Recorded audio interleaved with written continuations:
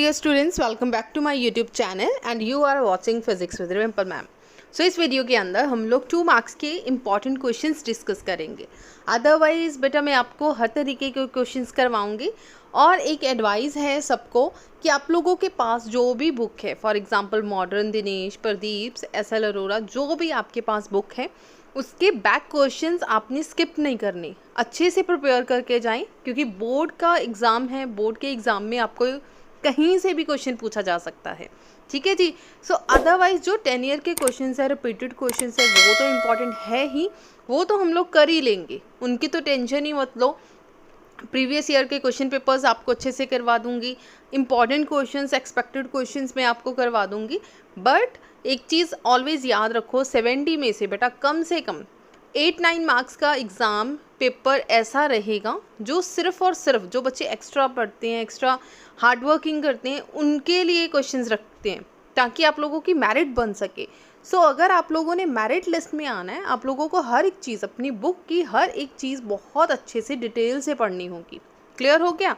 सो चलिए 2 मार्क्स के क्वेश्चन, हमारा फर्स्ट क्वेश्चन है state and explain Coulomb's law. सबसे पहले आप लोग एक बार वीडियो स्टार्टिंग में देख लीजिए कौन कौन से क्वेश्चन हम लोग इस वीडियो में डिस्कस करेंगे। Derive an expression for the torque acting on an electric dipole in a uniform electric field, under what condition will the torque be maximum. ठीक है, कौन सी कंडीशन के अंदर आपका टॉर्क मैक्सिमम होगा, और ड्राइव करना है आपने इलेक्ट्रिक डाइपोल की इक्वेशन। अंडर व्हाट कंडीशन अगर पूछी जाए तो 3 मार्क्स के अंदर बन जाएगा, अगर इलेक्ट्रिक फील्ड तक पूछा जाए तो मतलब ठीक है 2 मार्क्स का क्वेश्चन हो सकता है। नेक्स्ट है थर्ड क्वेश्चन है डिड्यूट करना है Coulomb's law from Gauss theorem. Gauss theorem से आपने कूलम्स लॉ को ड्राइव करना है। नेक्स्ट है पैरेलल प्लेट कैपेसिटर क्या है, एक्सप्लेन करना है principle with the help of capacitor, with the help of diagram. ये भी इंपॉर्टेंट क्वेश्चन है, मोस्ट इंपॉर्टेंट क्वेश्चन है प्रिंसिपल। फिफ्थ क्वेश्चन देखिए, derive relation for equivalent capacitance of capacitor connected in series. Series और parallel बेटा ये दोनों आप लोगों ने अच्छे से प्रिपेयर करने हैं। 6th क्वेश्चन है drive relation for equivalent capacitance of capacitor connected in series. 5th question था पैरेलल वाला, 6th क्वेश्चन आ गया आपका सीरीज का। नेक्स्ट है कूलम्स लॉ की बेटा 2 लिमिटेशंस आपने लिखनी है, ये भी एक इंपॉर्टेंट क्वेश्चन है। 8th क्वेश्चन है define SI unit of electric charge. SI unit electric charge मतलब कि कूलम्स को आप लोगों ने डिफाइन करना है, जो कि पंजाब बोर्ड में रिपीटेड क्वेश्चन है, दैट्स वाई यहाँ पे मैंने लिख दिया most important. Right 4 properties of electric charge. Electric charge की कोई भी 4 प्रॉपर्टीज आप लोगों को लिखनी है। This is also important in PSEB और CBSE, दोनों के लिए ये क्वेश्चन इंपॉर्टेंट है। नेक्स्ट क्वेश्चन है give 4 properties of electric field lines. Electric field lines की कोई 4 प्रॉपर्टीज लिखनी है। Next is why 2 electric field lines cannot intersect with each other. जो 2 इलेक्ट्रिक फील्ड लाइंस हैं वो आपस में इंटरसेक्ट क्यों नहीं करेंगी। This is the most most most important question. ये पंजाब बोर्ड का रिपीटेड क्वेश्चन है, बहुत ही ज़्यादा इम्पॉर्टेंट क्वेश्चन है। अच्छे से इसके सोल्यूशन इसी वीडियो के अंदर आप लोगों को सोल्यूशन मिल जाएंगे। अगर आपको वीडियो अच्छी लग रही है तो प्लीज़ वीडियो को लाइक कर दीजिए, मैक्सिमम शेयर कर दीजिए। बेटा यही क्वेश्चन CBSE के अंदर भी मोस्ट इम्पॉर्टेंट है। नेक्स्ट आ जाइए, relation between electric field intensity and electric potential is equal to -dV/dr। ये इक्वेशन, ये छोटी सी डेरिवेशन है, this is also important. 13th question है give 4 properties of equipotential surface. बेटा इक्विपोटेंशियल सरफेस की जो प्रॉपर्टीज़ है ना, आपने बहुत डिटेल में करनी है। यहाँ से आपको अलग से इंडिविजुअली आपको 2-2 मार्क्स के क्वेश्चंस बन सकते हैं। पंजाब बोर्ड के लिए इक्विपोटेंशियल सरफेस की प्रॉपर्टीज़ जो हैं मोस्ट इंपॉर्टेंट है, बहुत अच्छे से प्रिपेयर करनी है। नेक्स्ट आ जाओ, why is electric field always at right angle to the equipotential surface. This is most important. बेटा जो इलेक्ट्रिक फील्ड लाइन है, इलेक्ट्रिक पोटेंशियल लाइन है, क्रॉस नहीं कर रही एक दूसरे से, राइट एंगल पे है। अगर आपने 13th क्वेश्चन अच्छे से प्रिपेयर कर लिया, इसी में से आपके बहुत सारे क्वेश्चन यहीं से बन जाएंगे। क्लियर है? 14th क्वेश्चन उसी के एक एग्जाम्पल है। अगर 13th क्वेश्चन आपने अच्छे से कर लिया, 14th क्वेश्चन मीन्स यहीं से आपका सॉल्व हो जाएगा। सो इस वीडियो के अंदर ये 14 क्वेश्चन हम लोग डिटेल में एक्सप्लेन करेंगे। उसके बाद आपको बहुत सारे और भी क्वेश्चंस मैं आपको प्रोवाइड करूँगी जो कि आपने सेल्फ स्टडी करनी है, अच्छे से प्रिपेयर करना है। अगर किसी भी क्वेश्चन में आपको डाउट हो तो प्लीज़ कमेंट सेक्शन में बोल देना, नेक्स्ट वीडियो में मैं वो एक्सप्लेन कर दूँगी। सो चलिए इसके सोल्यूशन के साथ एक्सप्लेन करेंगे।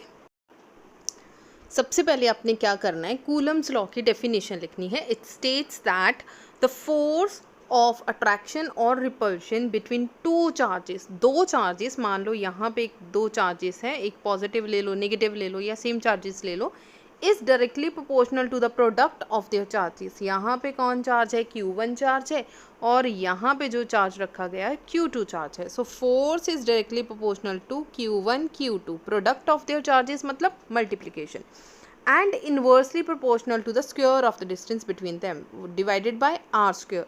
तो ये हो गई आपका कूलम्स लॉ की डेफिनेशन। ठीक है, सिंपल है। फोर्स ऑफ अट्रैक्शन या रिपल्शन हो सकती है which is directly proportional to the product of their charges और inversely proportional to the square of the distance between them. ये है इसके बीच का डिस्टेंस, तो इसको square of distance between them लिखेंगे। Let Q1 and Q2 be the two charges, आपके पास दो चार्जेस हैं, प्लेस इन अ वैक्यूम। और अपनी जैसे बेटा ये जो लाइंस लिखी हुई है ना लेट अस कंसिडर वाली, डेफिनेशन आप चेंज नहीं कर सकते। लेट अस कंसिडर आप लोग अपनी मर्जी से अपनी लैंग्वेज में खुद लिख सकते हो, कोई भी आपके मार्क्स नहीं कट कर सकता। सो आपने अच्छे से ये चीज़ों को डायग्राम बना देनी है। ठीक है, आप Q1 Q2 अपनी मर्जी से चेंज कर सकते हो, कोई भी नाम रख सकते हो, मतलब कि स्मॉल Q ले लो, कैपिटल Q ले लो, कोई भी चार्जेस ले लो, दैट इज़ योर विश। ठीक है जी। सो चलिए, जो चीज़ें मैंने अभी लिखी थी वही चीज़ यहाँ पे मैथमेटिकल पोर्शन लिखी हुई है। F is directly proportional to Q1 Q2 divided by are square. जैसे ही डायरेक्टली प्रोपोर्शन का साइन रिमूव करेंगे आ जाएगा is equal to K। What is K? K is constant of proportionality. Constant of proportionality है जिसे वैक्यूम के अंदर हम लोग इसकी वैल्यू क्या लिखेंगे, K is equal to 1/4 pi epsilon naught, where epsilon is permittivity of free space. This is epsilon naught, इस तरीके से लिखना है। ठीक है, so this is permittivity of free space जिसकी वैल्यू कितनी है 8.854 इंटू 10⁻⁻12। और इसके बेटा ये जो यूनिट्स है ना ये अच्छे से प्रिपेयर कर लेना, बिकॉज ये MCQs की फॉर्म में पूछा जाएगा कि भाई इसके यूनिट्स ऐसा यूनिट्स क्या होते हैं एप्सिलॉन नॉट के। अगर आप लोग वीडियो ऑलरेडी बेटा मेरे चैनल को फॉलो कर रहे हो ना, जो हमने रिसेंटली जो MCQs की सीरीज़ करी है ना उसमें भी ये क्वेश्चन था कि एप्सिलॉन नॉट का जो SI यूनिट है वो क्या है। तो अगर आप लोगों ने थियोरी अच्छे से पढ़ ली, MCQs आपके बहुत सारे MCQs उसी में से कवर हो जाएंगे। सो K की वैल्यू यहाँ पे पुट कर दो। फाइनली हमारे पास K की वैल्यू क्या आ जाएगी, F की वैल्यू क्या आ जाएगी 1/4 pi epsilon naught Q1 Q2 divided by are square. आप सिर्फ यहीं तक जो 2 मार्क्स के अंदर लिखकर आ सकते हो। सो फर्स्ट क्वेश्चन बेटा यहीं तक का आपका फाइनल आंसर है। यहाँ तक आप अच्छे से लिख कर आओगे, यहाँ तक। ठीक है, फर्स्ट इक्वेशन तक आप लिख कर आओगे, आपको फुल फ्लेज जो आपके 2 मार्क्स मिल जाएंगे। ठीक है जी। सो चलिए सेकेंड क्वेश्चन देखते हैं। Drive an expression for torque acting on an electric dipole placed in a uniform electric field. और यहाँ से आपके MCQs भी बनेंगे, तो जो डेरिवेशन होगी वो उसे अच्छे से समझना। ठीक है, अच्छे से समझना ताकि आप लोगों के MCQs सॉल्व हो जाए। जो अंडर व्हाट कंडीशन है ये CBSE के अंदर भी मोस्ट इम्पॉर्टेंट है, मोस्ट इम्पॉर्टेंट है इसकी स्पेशल केस CBSE के अंदर। फुल फ्लेज क्वेश्चन इंपॉर्टेंट है पंजाब बोर्ड के अंदर, स्पेशल केस इंपॉर्टेंट है CBSE के अंदर। सो चलिए एक बार इसका आंसर चेक कीजिए। और जो बेटा आप लोगों को आंसर्स दिख रहे हैं ये मेरे खुद के हैंड रिटन तो नहीं बोल सकते, टाइप नोट्स हैं, ये मेरे खुद के टाइप नोट्स हैं। ठीक है जी। सो चलिए, electric dipole in uniform electric field, और ये नोट्स इस तरीके से बनाए गए हैं कि बच्चों को ईजी लगे, बिल्कुल ईजी और सिंपल लैंग्वेज में नोट्स आए हैं ये सारे। ठीक है, बिल्कुल सिंपल डायग्राम्स बनी हुई हैं। चाहे आप पंजाब बोर्ड के बच्चे हैं CBSE के बच्चे हैं, दोनों बच्चे ही ये लैंग्वेज लिख कर आ सकते हैं। सो इलेक्ट्रिक डाइपोल को आपने यूनिफॉर्म इलेक्ट्रिक फील्ड के अंदर रखा, देन क्या होगा, consider N electric dipole in a uniform electric field E which is used by some other source, the dipole moment P makes an angle theta। तो theta को इस तरीके से लिख लेना, इस तरीके से मत लिखना, with the electric field E as shown in figure। सो सबसे पहले आपने फिगर ड्रॉ करनी है इस तरीके से। ठीक है जी, इलेक्ट्रिक फील्ड ली आपने, ये रही आपकी इलेक्ट्रिक फील्ड लाइंस। ठीक है, ये आपकी इलेक्ट्रिक फील्ड लाइंस है और इसकी डायरेक्शन ज़रूर बना देना किस डायरेक्शन में आपकी इलेक्ट्रिक फील्ड लाइंस है। देन कोई दूसरा कलर के साथ, अब ठीक है जी, अब यहाँ पे एक डाइपोल रख दीजिए, ये रख दिया आपने डाइपोल हैविंग लेंथ 2L। अब इसकी लेंथ कितनी है 2L। यहाँ पे जो चार्ज है this is the positive Q charge. Positive Q charge की जो डायरेक्शन होगी वो इलेक्ट्रिक फील्ड लाइन की तरफ ही होगी, दैट इज़ वाई यहाँ पे फोर्स लगेगी इस तरफ। ठीक है जी, जो नेगेटिव चार्ज है ये ऑलवेज ऑपोजिट फ्लो करेगा इलेक्ट्रिक फील्ड लाइन के, दैट इज़ वाई इसकी फोर्स है इस तरफ। यहाँ पे होगा माइनस QE वेक्टर फोर्स और यहाँ पे होगा F is equals to QE, positive QE। अगर हम लोग टोटल फोर्स की बात करें तो दोनों फोर्स, ये पॉजिटिव है और ये नेगेटिव है और ये positive, both are cancel out with each other. That is why अगर आपने यूनिफॉर्म इलेक्ट्रिक फील्ड के अंदर किसी डाइपोल को रखा तो आपकी फोर्स क्या हो जाएगी, zero. This is the most most most important MCQ। उसकी फोर्स को क्या होगा, टॉर्क को क्या होगा। ठीक है, टॉर्क भी इसी वीडियो के अंदर पता चल जाएगा, फोर्स भी पता चल जाएगा। The force on charge plus Q minus Q R plus Q E and minus QE, दोनों नेट फोर्स उसका क्या हो गया, ज़ीरो हो गया। तो ये नोट लिखा हुआ है, अगर आप पेपर के अंदर नहीं लिख कर आओगे तो चलेगा, मैंने आपकी सिर्फ नॉलेज के लिए यहाँ पे नोट लिख दिया। The net force on a dipole in a uniform electric field क्या हो जाएगा, ज़ीरो। सो चलिए टॉर्क पता करना है, टॉर्क कितना लगेगा। अब टॉर्क होगा आपका tau is equals to force into perpendicular distance, जो कि आप लोग +1 के अंदर भी ये चीज़ पढ़ के आई हो। ठीक है, फोर्स कितना लग रहा है, यहाँ पे जो फोर्स लग रहा है दैट इज़ QE और यहाँ पे जो फोर्स लग रहा है दैट इज़ माइनस QE। उन्होंने बोला है कोई एक आइदर फोर्स, कोई भी फोर्स उठा लो, तो पॉजिटिव के अंदर उठाना है तो QE ले लिया। ठीक है, मैग्नीट्यूड ऑफ आइदर फोर्स, मतलब माइनस QE भी लोगे तो मैग्नीट्यूड के अंदर लिया तो पॉजिटिव QE ही रहेगा। परपेंडिकुलर डिस्टेंस, अब परपेंडिकुलर डिस्टेंस है नहीं तो खुद ड्रॉ कर लो, ये रहा आपका परपेंडिकुलर डिस्टेंस। ठीक है, अगर ये 2A है तो ये हो गया इसका परपेंडिकुलर, ये हो गया इसका बेस और ये हो गया इसका परपेंडिकुलर। परपेंडिकुलर क्या होगा 2A साइन थीटा और बेस पे क्या होगा 2A कॉस थीटा। ये हम लोग +1 के अंदर पढ़ के आए हैं। तो परपेंडिकुलर क्या हो गया 2A साइन थीटा, तो क्या हो गया 2A साइन थीटा। अब मैंने साइन थीटा प्रॉपर ये सॉल्व करके लिखा हुआ है, अगर आपने ऐसे नहीं लिखना आप डायरेक्ट भी लिख कर आ सकते हो। ठीक है जी, सो टाउ की यहाँ पे वैल्यू पुट कर दी, tau is equals to QE into 2L या 2A साइन थीटा। अगर आप 2A लिख रहे हो तो 2A लिख लो, अगर 2L डाइपोल की लेंथ लिख रहे हो तो 2L लिख लो।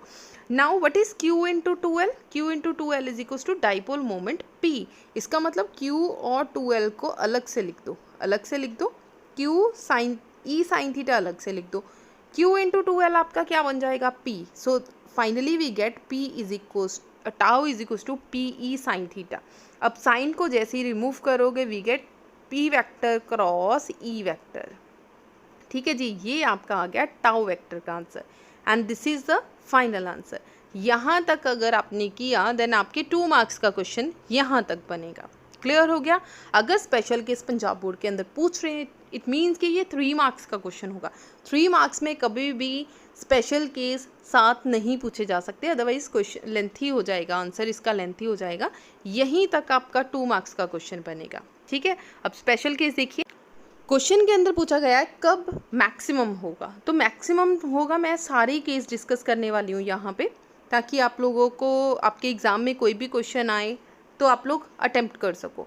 ठीक है, ज़ीरो कब होगा, जब आपका dipole moment is parallel to the electric field, मतलब इलेक्ट्रिक फील्ड भी इस तरफ है और आपकी P की वैल्यू भी इस तरफ है, both are in the same direction, it means here theta equals to 0 degree. Now PE sine theta, theta put कर दिया 0, साइन 0 इक्वल टू 0, ये हो गया आपका 0। ये मैंने एक्स्ट्रा करवा दिया।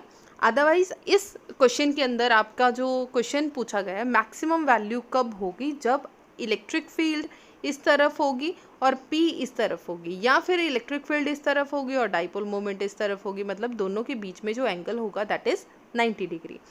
When theta equals to 90, sine 90 equals to 1, PE आप आ गया आपकी मैक्सिमम वैल्यू।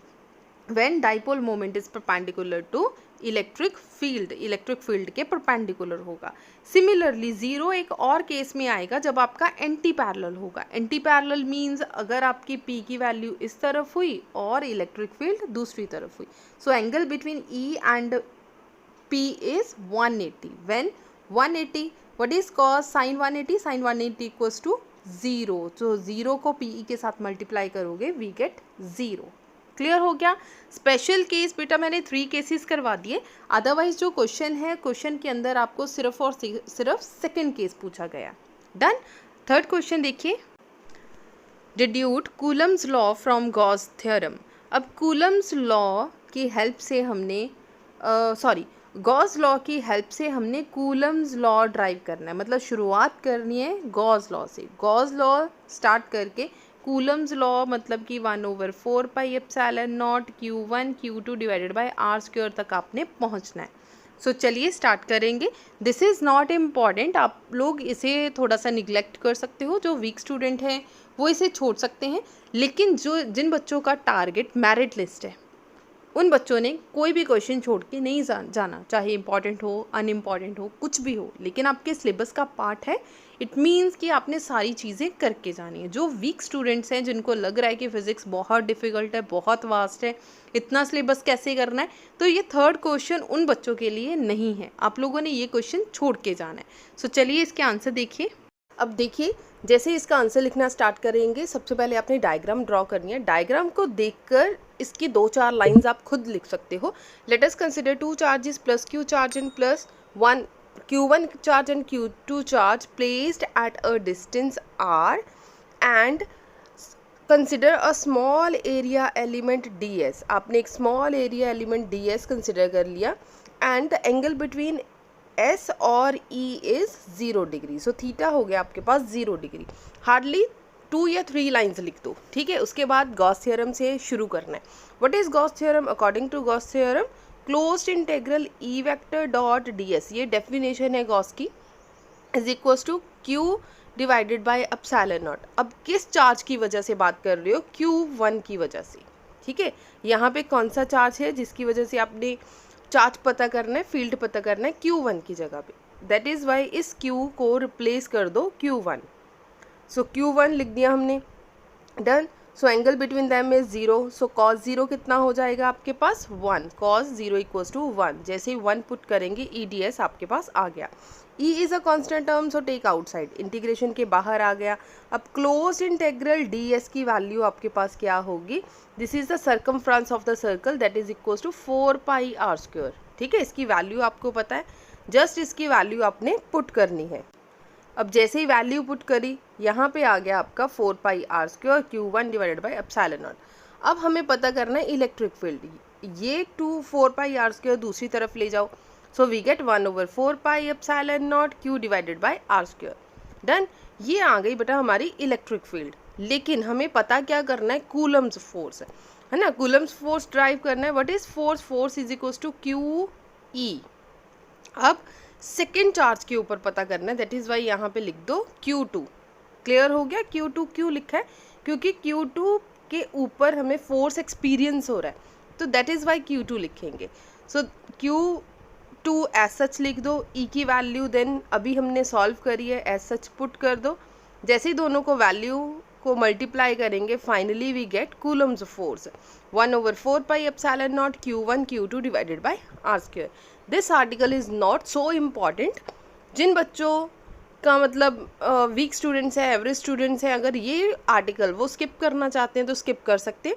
जिन बच्चों का टारगेट बेटा मेरिट लिस्ट है कि हमें मेरिट लिस्ट में आना है, आप लोगों को कोई भी चीज़ स्किप करके नहीं जानी। आपके पास जो भी मेन बुक है, उस बुक का एक एक चीज़ बहुत अच्छे से पढ़ो, MCQs बहुत अच्छे से पढ़ो। नीट JEE लेवल के जो क्वेश्चंस है, सिंपल लेवल के जो क्वेश्चंस है, वो ज़रूर कर जाओ, ताकि आप लोगों का जो मेंटल लेवल है थोड़ा सा हाई हो, और पेपर जैसा मर्जी हो आप लोग बहुत अच्छे से प्रिपेयर करके आओ, बहुत अच्छे से उसे अटेम्प्ट करके आओ।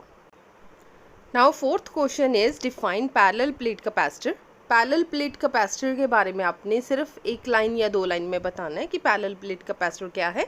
Explain principle of parallel plate capacitor with the help of diagram.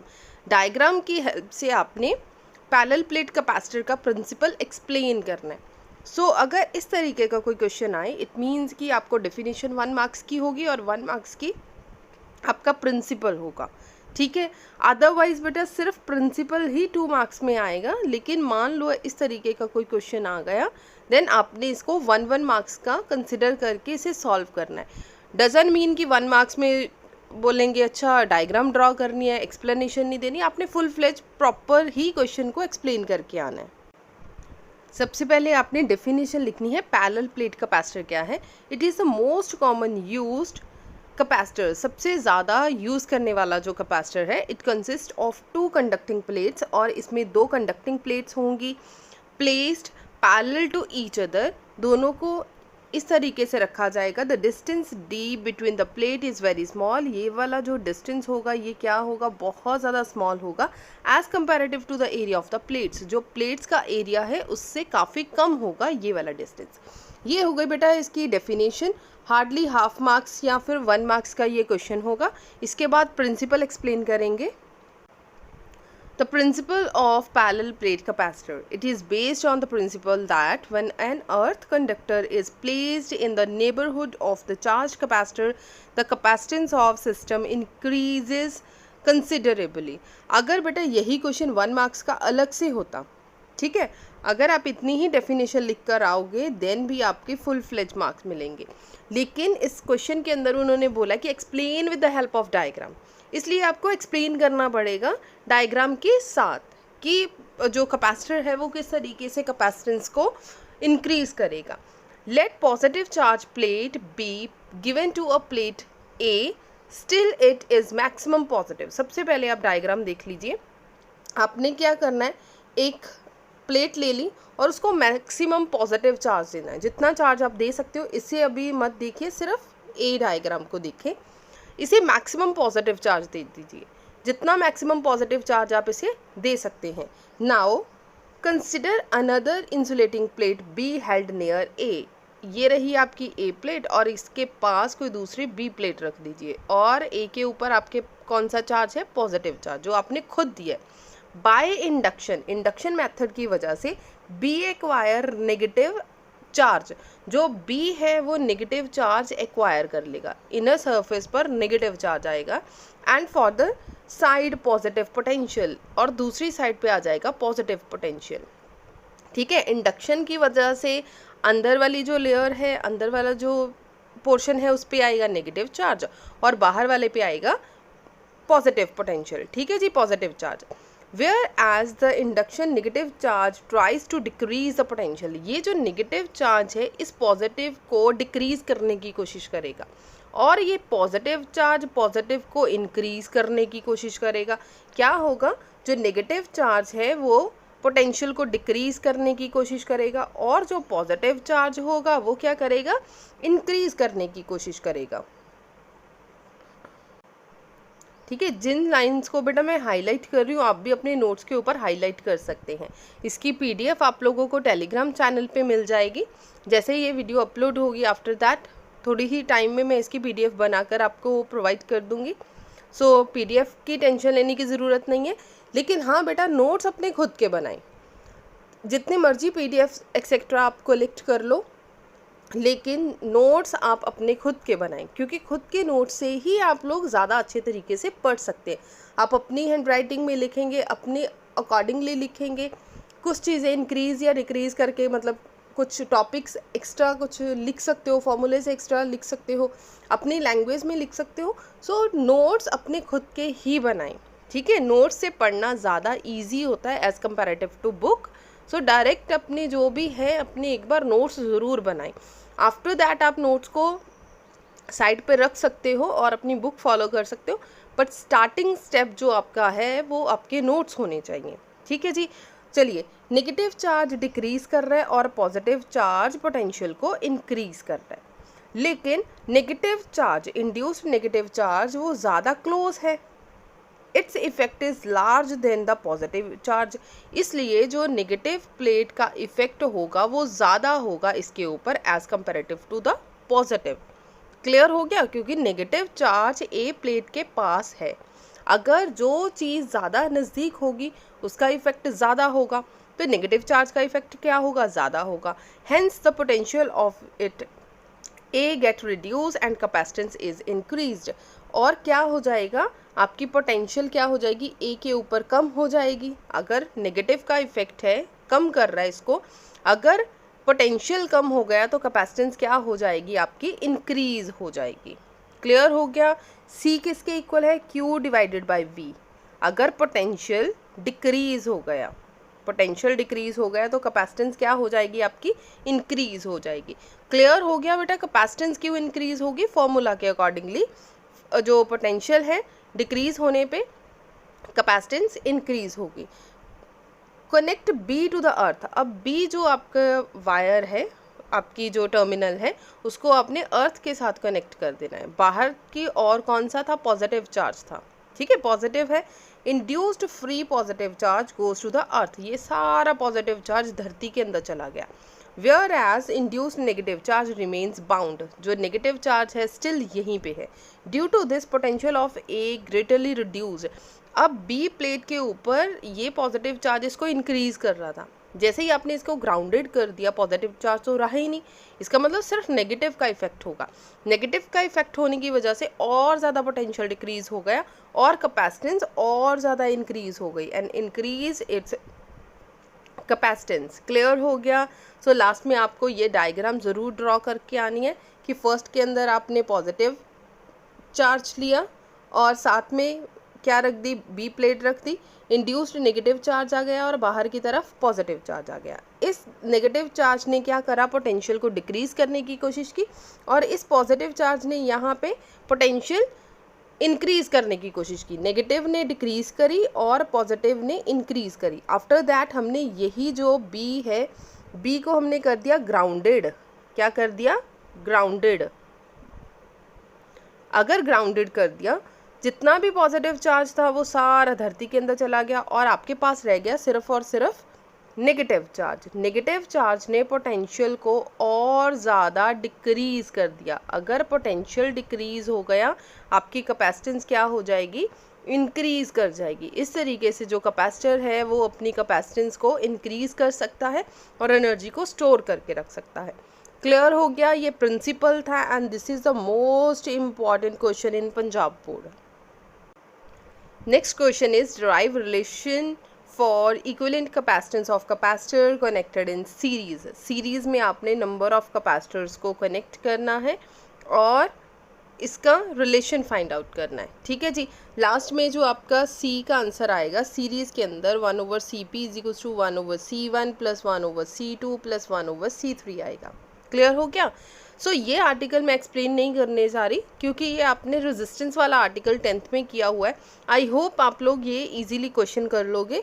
अगर बाई चांस आपको दिक्कत आए इसमें तो प्लीज़ कमेंट सेक्शन में बता देना। 6th क्वेश्चन बी बेटा इक्विवेलेंट कैपेसिटेंस का क्वेश्चन है जो कि आपने अच्छा सीरीज़ वाला हमने कर लिया, पैरेलल वाला करना है तो सीरीज़ और पैरेलल आपने दोनों ही करने हैं। ठीक है जी। 7th क्वेश्चन है write to limitations of Coulomb's law. Coulomb's law की दो आपने लिमिटेशंस लिखनी है। So answer is charges must be point charges. जो भी आप लोग कूलम्स लॉ के अंदर चार्जेस लोगे वो पॉइंट चार्जेस होने चाहिए, बहुत ज़्यादा छोटे चार्जेस होने चाहिए। Charges must B at rest, rest के ऊपर होने चाहिए, मूवमेंट नहीं होनी चाहिए, मोशन के अंदर ना हो। It does not explain the mechanism as a how charges exert force on each other at a distance. और जो कूलम्स लॉ था उसने जो चार्जेस के बीच में जो फोर्स अप्लाई हो रहा है उसके जो मैकेनिज्म को उसने एक्सप्लेन नहीं किया, कितना डिस्टेंस होना चाहिए, क्या होना चाहिए एक्सेट्रा। ये हो गई बेटा मेरी खुद की लैंग्वेज जो मैंने इजी करके लिखा हुआ है। अगर आपने बुकिश लैंग्वेज में लिखना है तो आप इस तरीके से लिख सकते हो, Coulomb's law is valid only when electric charge are at rest and not valid if charge are in motion। जो कूलम्स लॉ है तभी वैलिड होगा अगर चार्ज रेस्ट पे होगा, मोशन के अंदर इसे हम लोग वैलिड नहीं मानेंगे। Coulomb's law is valid for point charge only, सिर्फ पॉइंट चार्ज के ऊपर लगेगा and the size of the charge must be smaller और चार्ज का जो साइज़ होगा वो आपका स्मॉलर होना चाहिए as comparative to the separation between the charges. जितना भी आपने सेपरेशन लेनी है उससे आपका चार्ज स्मॉल होना चाहिए। ये बुकिश लैंग्वेज है, और आप अगर सिंपल लैंग्वेज में लर्न करना चाहते हो तब भी आप याद कर सकते हो, अगर बुक वाली लैंग्वेज याद करना चाहते हो तो बुक वाली लैंग्वेज कर लीजिए। नेक्स्ट है ऐसा unit of electric charge. Electric charge मतलब कूलम्स को आपने एक्सप्लेन करना है। ये तो सिंपल क्वेश्चन है, सो दैट्स वाई इसे मैं स्किप कर रही हूँ। Right 4 properties of electric charge. Electric charge की कोई भी 4 प्रॉपर्टीज़ आप लोगों ने लिखनी है, ठीक है। 4 प्रॉपर्टीज़ इलेक्ट्रिक चार्ज की। बेटा this is the most important question जो कि पंजाब बोर्ड के अंदर रिपीटेड क्वेश्चन है। ये 2011 के बाद 12 में आया, फिर 13 में आया, फिर 15 में आया, फिर 18 में आया। ये काफ़ी रिपीटेड क्वेश्चन है, सो आप लोग इस क्वेश्चन को बहुत अच्छे से प्रिपेयर कर लेना कि इलेक्ट्रिक चार्ज की कौन सी प्रॉपर्टीज़ है। Number 1 is additive in nature. Electric charge क्या है आपका? एडिटिव इन नेचर है। Second conservation of electric charge है, कंजर्व रहेगा, ठीक है। इलेक्ट्रिक चार्ज कभी भी ये नहीं होगा इंक्रीज़ हो गया डिक्रीज़ हो गया, कंजर्व रहेगा। क्वांटाइजेशन ऑफ चार्ज मतलब चार्जेस क्वांटाइज होगा। और last one is in nature of जो इलेक्ट्रिक चार्ज होगा, ठीक है। ये 4 इंपॉर्टेंट प्रॉपर्टीज़ है और रिपीटेड क्वेश्चन है। 10th question is give 4 properties of electric field lines. अब इलेक्ट्रिक फील्ड लाइंस की आपने प्रॉपर्टी लिखनी है। इलेक्ट्रिक फील्ड लाइन मतलब पॉजिटिव जो चार्जेस हैं यहाँ से लेके यहाँ तक अगर कैसे फ्लो होगा एक्सेट्रा। फर्स्ट पॉइंट है the electric field line begins from a positive charge and terminate और end on a negative charge. So आपने इस तरीके से एक डायग्राम ड्रॉ करके आनी है कि पॉजिटिव चार्ज से स्टार्ट होगा, ठीक है। आप लोग देख सकते हो कि पॉजिटिव चार्ज से इलेक्ट्रिक फील्ड लाइन बाहर की तरफ जा रही है और एंटर कर रही है नेगेटिव की ओर, ठीक है। पॉजिटिव टू नेगेटिव की तरफ आपकी लाइंस जाएंगी। No electric lines field line exist inside the charge body. Inside charge body के साथ के अंदर ये एग्जिस्ट नहीं करेगी। इसकी एक स्मॉल छोटी सी मैंने एक शॉर्ट वीडियो डाली हुई है, कल टेलीग्राम चैनल पे भी शेयर करी थी, सो आप वो ज़रूर देख लेना। मैंने घर पे एक छोटा सा एक्सपेरिमेंट परफॉर्म करके आप लोगों के साथ शेयर किया था। और वीडियो को प्लीज़ लाइक कर दीजिए, मैक्सिमम शेयर कर दीजिए, मैक्सिमम जितने बच्चों तक चैनल को पहुंचा सकते हो पहुंचाइए, ताकि फ्री में बच्चे बेटा विदाउट ट्यूशन अपने घर पे बैठ कर पढ़ सके। दस electrostatic field lines do not form continuous closed loop. ये CBSE का मोस्ट इम्पॉर्टेंट क्वेश्चन है कि जो कॉन्टीन्यूअस क्लोज्ड लूप क्यों नहीं ये बनाएगा, क्योंकि कोई चार्ज एग्जिस्ट ही नहीं करेगा किसी चार्ज बॉडी के अंदर, ठीक है। नेक्स्ट है tangent to the electric field lines at any point gives the direction of electric field intensity at that point. जो टेंजेंट होगा लाइन की, जो टेंजेंट होगा वो उसकी डायरेक्शन को मेंशन करेगा। Fourth point is the most important point, जिसका अलग से क्वेश्चन भी बन के आ सकता है। Two electric field lines do not cross with each other. इस क्वेश्चन के अंदर बोला है कि कोई 2 पॉइंट्स लिख दो, अदरवाइज मैंने आपको 2 से ज़्यादा क्वेश्चन जो लाइंस है वो प्रॉपर्टीज़ हैं वो एक्सप्लेन कर दी। आप इनमें से कोई भी 2 लर्न कर सकते हो। If 2 electric field lines cross with each other, then there will be 2 tangents at a point of intersection. इसका मतलब अगर 2 लाइंस आपस में इस तरीके से मीट कर रही हैं तो इसका मतलब यहाँ पे अगर मीट कर रही है ना, टेंजेंट एक ही पॉइंट के ऊपर 2 टेंजेंट्स होंगे। अदरवाइज आपने मैथ्स के अंदर पढ़ा होगा कि एक ही पॉइंट के ऊपर एक ही टेंजेंट है, 9th 10th में भी ये पढ़ कर आई हो। It means that there are 2 directions of electric field lines. इसका मतलब एक ही पॉइंट के ऊपर 2 डायरेक्शंस होंगी, विच इज़ नॉट पॉसिबल, जो पॉसिबल है ही नहीं। Hence 2 electric field lines do not cross with each other. So 2 electric field lines आपस में कभी भी क्रॉस नहीं कर सकती। अगर ये अलग से 2 मार्क्स का क्वेश्चन आए तो डायग्राम ज़रूर बना कर आइए, ठीक है। इस तरीके की डायग्राम ज़रूर बना के आना। नेक्स्ट है electric field lines are imaginary lines है, but they are used as, जो सिर्फ एक इमेजिनरी रिप्रेजेंटेशन होती है इलेक्ट्रिक फील्ड लाइंस की, अदरवाइज हम देख तो सकते ही नहीं उसे। तो इस तरीके से आप इसकी डायग्राम ड्रॉ करके आ सकते हो। सो बाकी कुछ पॉइंट्स हैं, अगर आपको इनमें से कोई पॉइंट इजी लगे आप इनमें से भी कोई पॉइंट लिख कर आ सकते हो, ठीक है जी। सो बेटा मैंने 8 पॉइंट्स करवा दिए, 8 में से कोई भी 2 पॉइंट आप लोग याद कर सकते हो। अदरवाइज मिनिमम 4 पॉइंट्स याद कर लो, अगर बाई चांस ये थोड़ा सा और बड़े मार्क्स का क्वेश्चन आ जाए एक्सेट्रा। ठीक है, नेक्स्ट क्वेश्चन देखिए।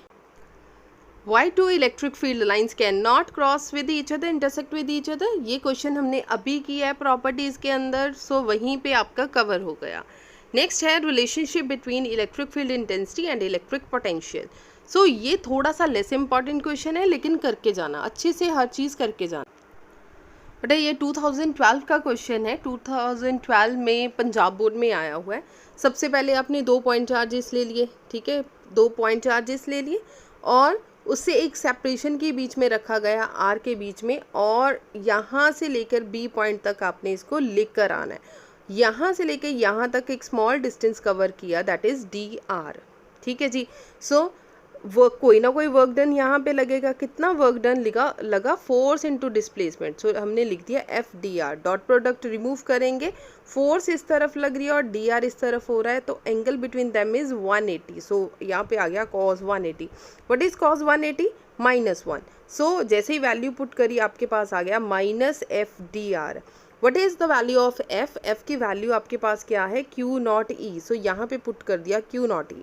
ठीक है जी। In the next step Q को दूसरी तरफ ले जाओ, D W divided by Q naught is equals to minus E D R आ जाएगा। डन। अब work done divided by charge आपके पास क्या है? पोटेंशियल। सो पोटेंशियल, क्योंकि डी डब्ल्यू लिखा तो डी वी लिखेंगे। सो यहीं पे आपने लिख दिया डी वी, इसकी जगह पे लिख दिया D V is equals to minus E D R. Done. So यहीं से ई निकाल लीजिए, ई आ जाएगा minus D V over D R. So this is the potential gradient, या फिर जो पोटेंशियल ग्रेडियंट की लैंग्वेज में भी पूछा जा सकता है, या डायरेक्ट रिलेशन भी पूछा जा सकता है कि इस तरीके से रिलेशन सॉल्व करना है। चलिए बेटा, these 2 questions are the last question of this video. Give 4 properties of equipotential surface. इसी में से बेटा अगर आपने इक्विपोटेंशियल सरफेस की प्रॉपर्टीज कर ली, वहीं से ये क्वेश्चन आपका निकल आएगा, बिकॉज ये भी प्रॉपर्टी ही है आपकी। Done. So basically last question है इस वीडियो का कि 4 प्रॉपर्टीज आपने करनी है इक्विपोटेंशियल सरफेस की। बेटा 13th का आंसर देख लो। No work is done in moving test charge from one point to the another point in a equipotential surface. एक ही इक्विपोटेंशियल सरफेस के अंदर अगर आप एक पॉइंट को दूसरी पॉइंट तक लेकर जाओगे, वहाँ पे कोई भी वर्क डन नहीं होगा। First property. Second, electric field is perpendicular to the equipotential surface. Equipotential surface के ऑलवेज परपेंडिकुलर क्या होगी? आपकी electric field. Equipotential surface indicates region of strong and weak electric field. Stronger और वीक इलेक्ट्रिक फील्ड आपको show कर देगा। मतलब इस तरीके से एक डायग्राम आप लोग बना सकते हो। जो नज़दीक वाला पोर्शन है दिस इज़ द स्ट्रॉन्गर, जो दूर वाला है वो वीकर होगा। 2 इलेक्ट्रिक फील्ड, जो फील्ड लाइंस हो गई या इक्विपोटेंशियल सरफेस हो गई, वो कभी भी आपस में इंटरसेक्ट नहीं कर सकती। क्लियर हो गया बेटा? ये है 13th का क्वेश्चन आंसर, और ये रहा 14th का answer. 14th is the most important. ये 2012, 13, 15, 16 में आया हुआ है। सो आपने इसे बहुत अच्छे से प्रिपेयर करना है। Because work done in moving a test charge q naught between 2 point charges, आपका वर्क डन कितना होगा? Work done is equals to force into displacement, है ना? फोर्स इंटू डिस्प्लेसमेंट होगा। फोर्स किसके इक्वल है? Q naught E vector dot d r vector. अब ये क्यू नॉट एक्स्ट्रा है तो दूसरी तरफ ले जाओ, ये दूसरी तरफ लेके गए तो q naught is equals to E vector dot d r vector. ये आ गई आपकी इक्वेशन, ये वाली। ठीक है, E vector dot d r. अभी हमने बोला कि वर्क डन क्या होगा? आपका 0 होगा। अगर वर्क डन की वैल्यू हम लोग 0 पुट कर दें, 0 divided by Q naught equal to 0, तो ये सारी टर्म आपके पास हो गई 0। सो आ गया, ये सारी टर्म बन गई 0 is equal to E vector dot d r vector. Angle between them is cos, यही हमने पता करना है तो कॉस थीटा लिख दो। ठीक है जी, कॉस थीटा आ गया। अब कॉस थीटा एक तरफ रहने दो और कॉस ई डी आर इसके पैर में ले जाओ। So what is 0 divided by E D r? This whole term becomes 0। So cos theta की वैल्यू आपके पास आ गई 0। 0 कब होगा? जब 90 डिग्री होगा। सो थीटा आ गया आपका 90 डिग्री। इसका मतलब ई वेक्टर और डी आर क्या होगा? एक दूसरे के perpendicular to each other. So I hope you like this video maximum share कर दीजिए। अगर चैनल पे फर्स्ट टाइम आए हो तो चैनल को सब्सक्राइब करना मत भूलिए। Thank you so much.